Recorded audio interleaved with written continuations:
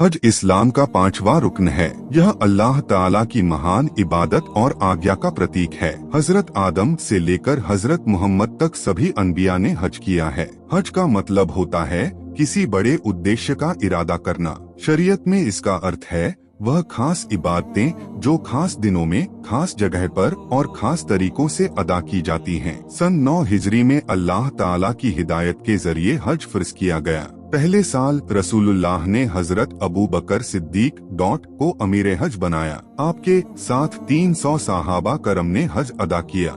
सन 10 हिजरी में रसूलुल्लाह ने खुद हज करने का इरादा किया। मदीना से रवाना होने से पहले आपने शहर के बाहर घोषणा की और मुसलमानों को बताया कि इस साल हज के लिए निकला जा रहा है। इस साल दुनिया भर से लोग, हर कबीले और हर समूह के लोग हज के लिए इकट्ठे हो गए। 26 जिलकदा सन 10 हिजरी जुमे के दिन जुहर की नमाज के बाद मुसलमानों को हज से संबंधित बातें सिखाई गईं और फिर आप मक्का की ओर रवाना हुए। जिलहज की शनिवार वाली शाम को आप मक्का के करीब वादी तुवा पहुँचे। सुबह नमाज पढ़कर आपने गुस्ल किया और हजारों तौहीद मानने वाले लोग आपके साथ मक्का में दाखिल हुए। जब अल्लाह के घर काबा शरीफ पर आपकी नजर पड़ी तो आपने तकबीर कही और यह दुआ पढ़ी, अल्लाह आप ही सलामती देने वाले हैं, सलामती आप ही से मिलती है और सलामती आप ही की तरफ लौटती है। परवरदिगार हमें सलामती के साथ जिंदा रख और सलामती के घर में हमारी वापसी फरमा।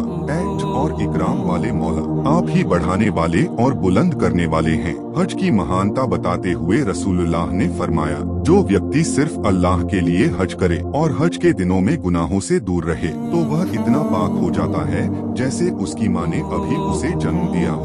एक रिवायत में आता है कि रसूलुल्लाह ने फरमाया, हज और उम्रा करने वाले अल्लाह के मेहमान होते हैं। अगर वे अल्लाह से दुआ मांगे तो अल्लाह उनकी दुआ कबूल करता है और अगर वे मगफिरत यानी माफी मांगे तो अल्लाह उनके गुनाह माफ कर देता है। हज जिंदगी में एक बार हर उस इंसान पर फर्ज है, चाहे वह मर्द हो या औरत, जो आर्थिक रूप से और शारीरिक रूप से सक्षम हो। इसका हुक्म कुरान और सुन्नत दोनों से साबित है।